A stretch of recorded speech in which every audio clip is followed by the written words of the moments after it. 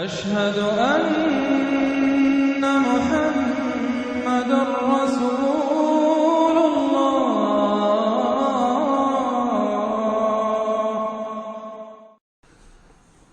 عرب میں جو بھی اخلاقی اب معاملہ ہو چکا تھا اس وقت جب کہ حضور کی بعثت ہوئی ہے، اس کا نقشہ اب آ رہا ہے سورۃ الماعون میں۔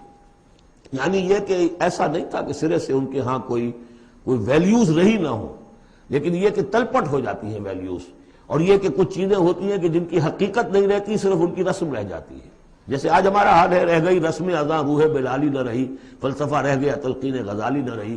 تو ان کے ہاں بھی یہ آ چکا تھا کہ اب وہ چونکہ جزا و سزا کے تصور سے محروم ہو چکے تھے، لہذا ارأیت الذی یکذب بالدین، کیا تم نے دیکھا اس شخص کو جو جزا و سزا کا انکاری ہے؟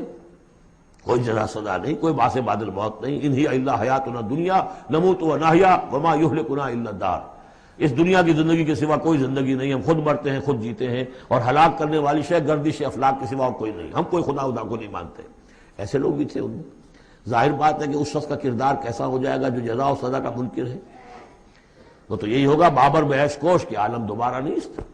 جب کوئی اور زندگی دوبارہ ہے ہی نہیں، یہی زندگی ہے، کھاؤ پیو عیش کرو، جہاں ہاتھ پڑ سکتا ہو ڈالو، جو چیز حاصل کر سکتے ہو کر لو، کیوں جھجک رہے ہو کہ یہ برا ہے اور یہ اچھا ہے اور یہ جائز ہے اور یہ ناجائز ہے؟ پھر تو طریقہ یہی ہوگا۔ تو وہ کردار کیا بنتا ہے اگر جزا و سزا کا انکاری ہوگا انسان، تو کردار کیا بنے گا؟ فَذَلِكَ الَّذِي يَدُعُّ الْيَتِيمَ، وہی ہے کہ جو یتیم کو دھکے دیتا ہے۔ کیوں کھلائے یتیم کو؟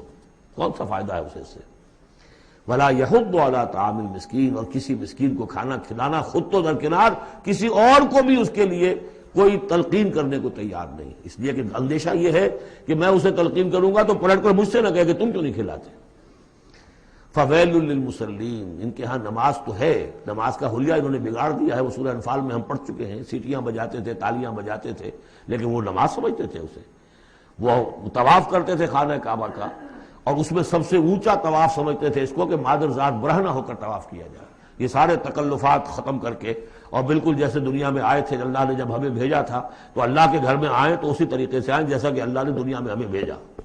اب ان کے یہ تصورات تھے۔ فَوَيْلٌ لِّلْمُصَلِّينَ الَّذِينَ هُمْ عَنْ صَلَاتِهِمْ سَاهُونَ، تو تباہی ہے، ہلاکت ہے، بربادی ہے ان نماز پڑھنے والوں کے لیے جو اپنی نمازوں سے غافل ہیں۔ اس کی روح ختم ہو چکی ہے، شکلیں بھی بدل دی گئی ہیں۔ ہمارے ہاں اللہ کا شکر ہے اس امت میں شکل نہیں بدلی ہے۔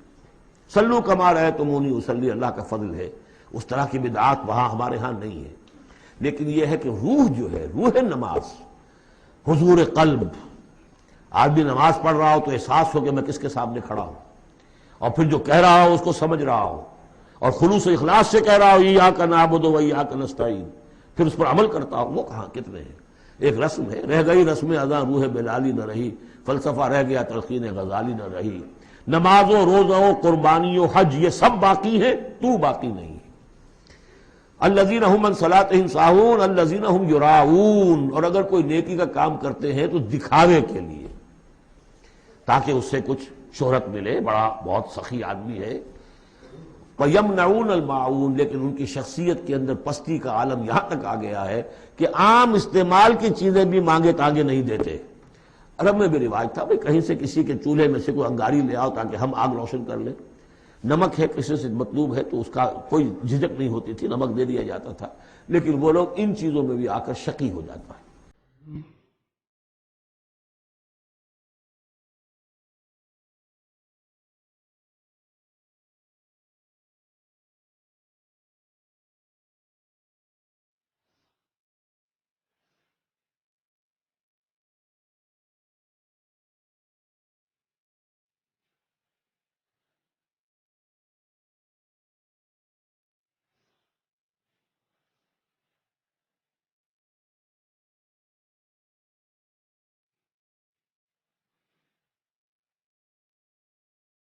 مولاي صل وسلم دائما